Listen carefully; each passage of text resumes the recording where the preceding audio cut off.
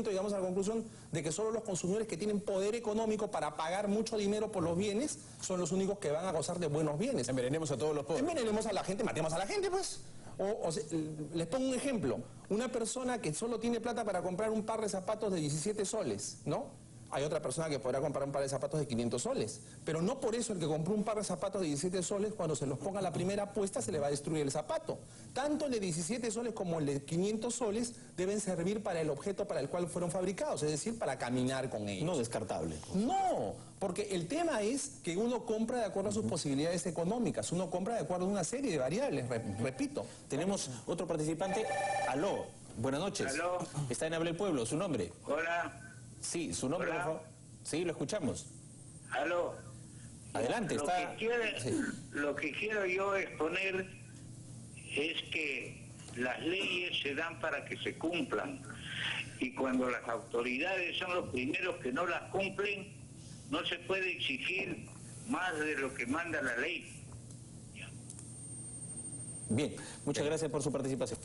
Sí, usted hablaba hace un instante de un documento y daba un ejemplo de un transporte público, ¿no es cierto? Donde se La llama hoja de reclamación. Tiene derecho a... Pero ¿qué va a pasar con aquellos que no tienen hoja de reclamación? ¿Va a haber una sanción también para ellos? ¿Dónde puede acudir la gente? Es que efectivamente, ¿qué es lo que sucede ahora? Los consumidores no se quejan. Los consumidores no se quejan porque es muy difícil quejarse. Existe una gran dificultad para que un consumidor que ve vejado su derecho pueda acceder a un sistema que lo proteja. En el Perú, en realidad, debemos ser crudos, debemos ser realistas. Yo tengo 15 años trabajando en temas de defensa del consumidor y 10 años antes haciendo investigaciones sobre el tema de defensa del consumidor. En total tengo 25 años metido en este tema. Y con toda sinceridad debo decir que el sistema de protección del consumidor en el Perú no existe.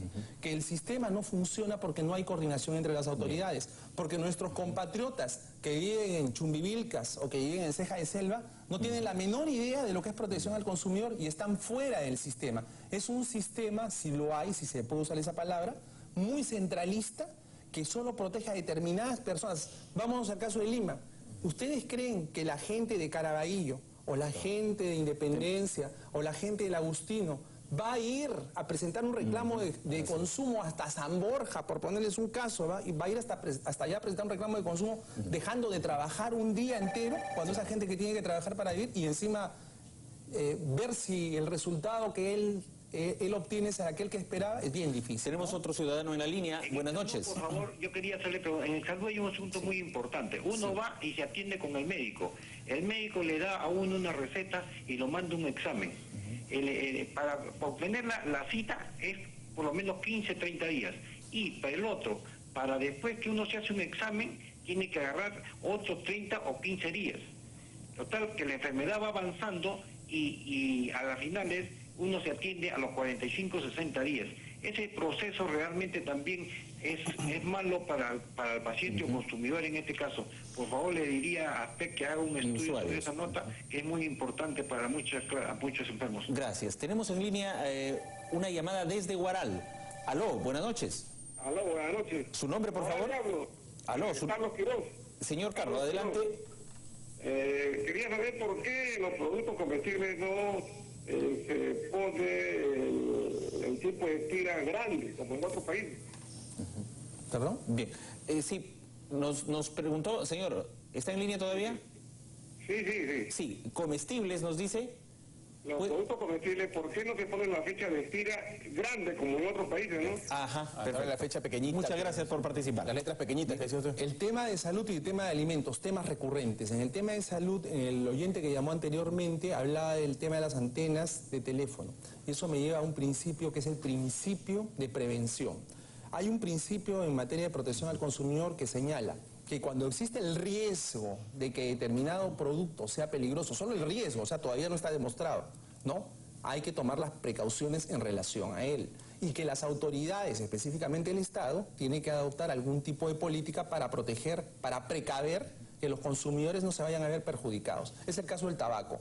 Durante años se decía que el tabaco era peligroso, pero venían estudios por acá y te decían que no era peligroso. Hasta que ha quedado indubitablemente acreditado que el tabaco sí es peligroso. Lo mismo puede pasar con las antenas, lo mismo puede pasar con los alimentos transgénicos. El principio de precaución manda que se adopte algún tipo de medidas. Pero si no tenemos nada, ni tenemos ningún marco legal que proteja o siquiera haga que el Estado asuma el rol tuitivo que tiene en relación al consumidor, pues vamos a seguir en esta ley de la selva. Y en el caso de los establecimientos de salud que también mencionaba la persona que llamó, existe un capítulo en el código dedicado al tema de salud, servicios de salud, en el cual se recogen los derechos principales que asisten a los usuarios de tales servicios. Y finalmente, solo la fecha de expiración, muy breve porque nos gana el tiempo, la fecha de expiración. El código establece también de que además de la fecha de expiración se debe consignar la fecha de fabricación del producto. Una letra y números más grandes. Sí, porque el tema de la tipografía, tanto en las etiquetas como en los contratos, es fundamental porque la gente no los alcanza a leer. Es un tema que, como ven, da para mucho. Así es. ¿no? Y yo les agradezco, les agradezco yo a ustedes por darnos esta tribuna para hablar de este tema que es tan importante.